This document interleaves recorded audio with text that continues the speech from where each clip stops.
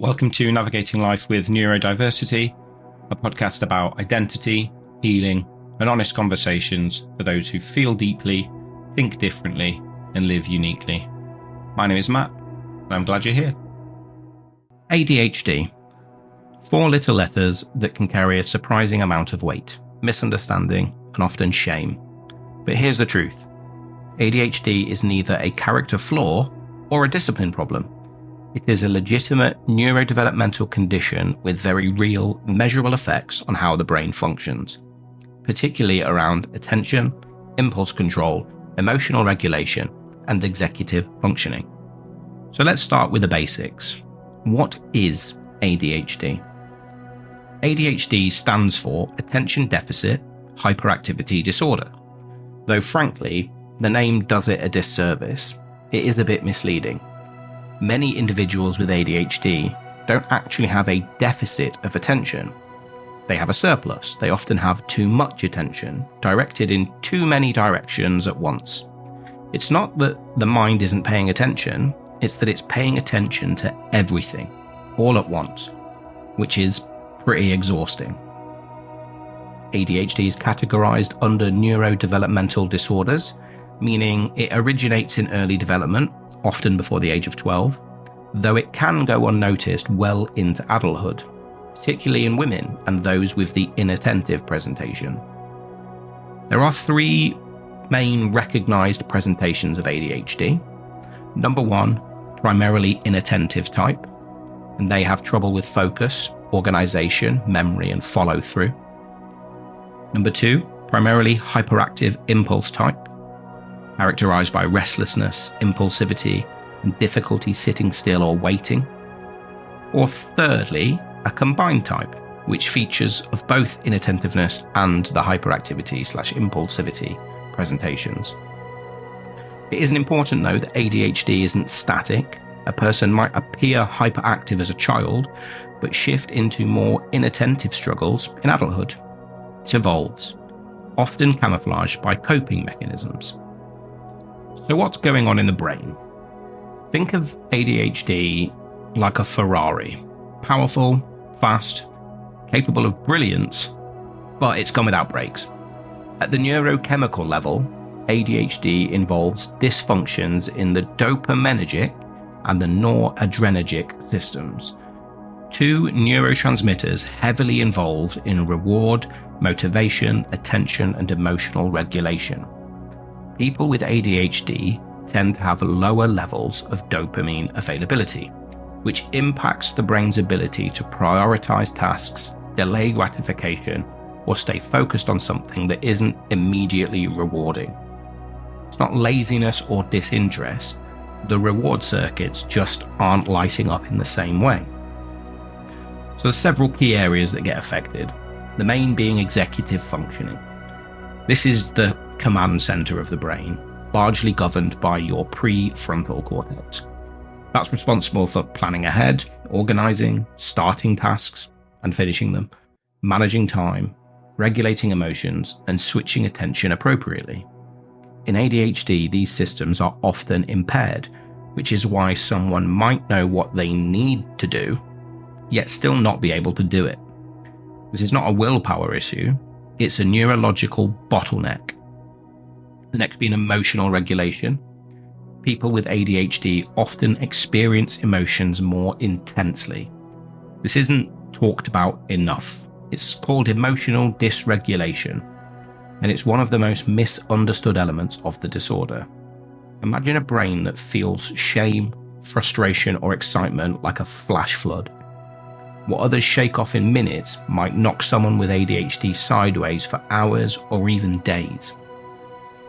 Another one is time blindness. To the ADHD brain, now is everything, and not now barely exists.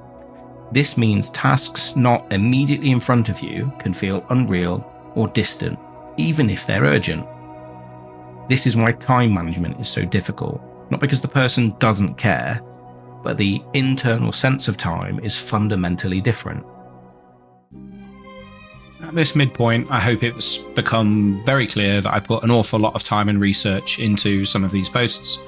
If you or someone you may know may benefit from the insights shared within this episode, please like, subscribe, share it around. How does ADHD get diagnosed?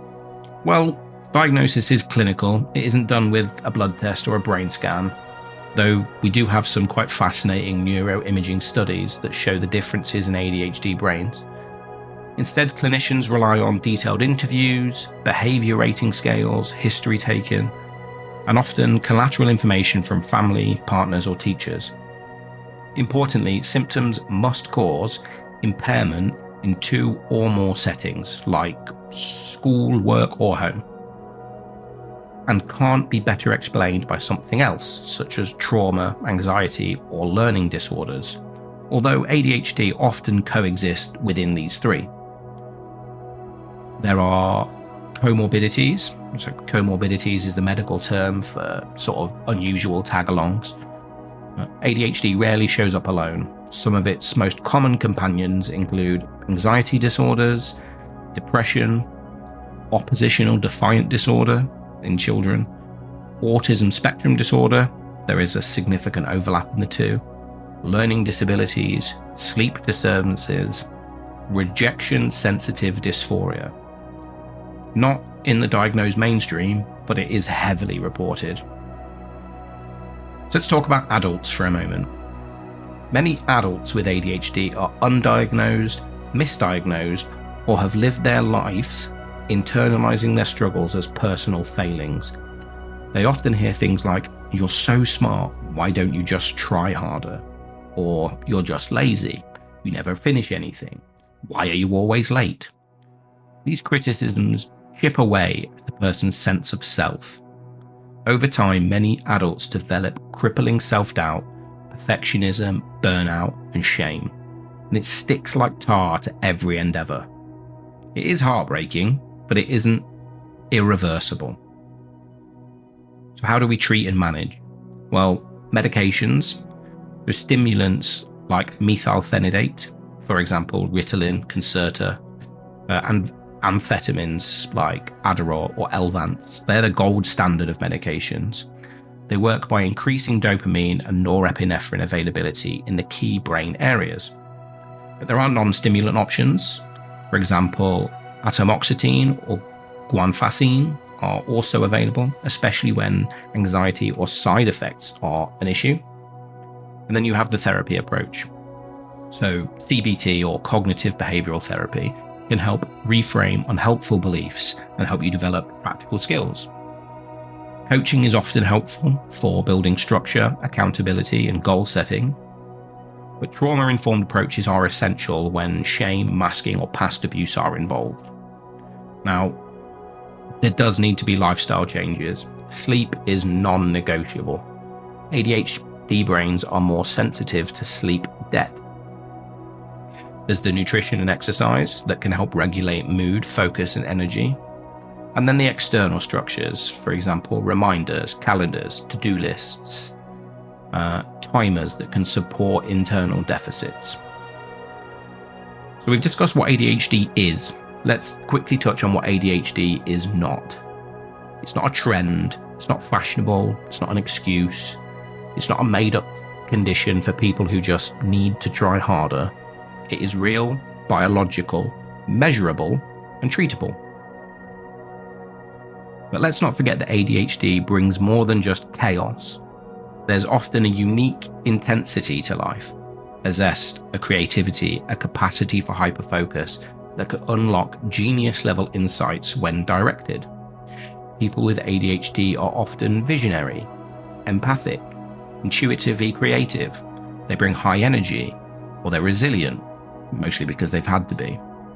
They can bring a firecracker energy into rooms that need fresh thinking, but they also need systems and understanding, not to tame them, but to support them.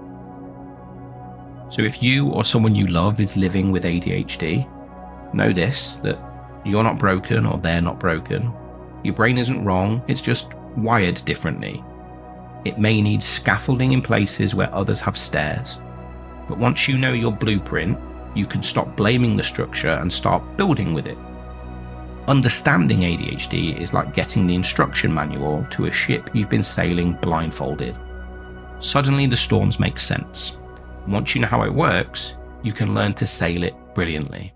Thanks for listening to Navigating Life with Neurodiversity. If this episode resonated, follow on Spotify or wherever you get your podcasts from. Share it with someone you care about or leave a review. It all helps more than you know. Until next time, be kind to yourselves.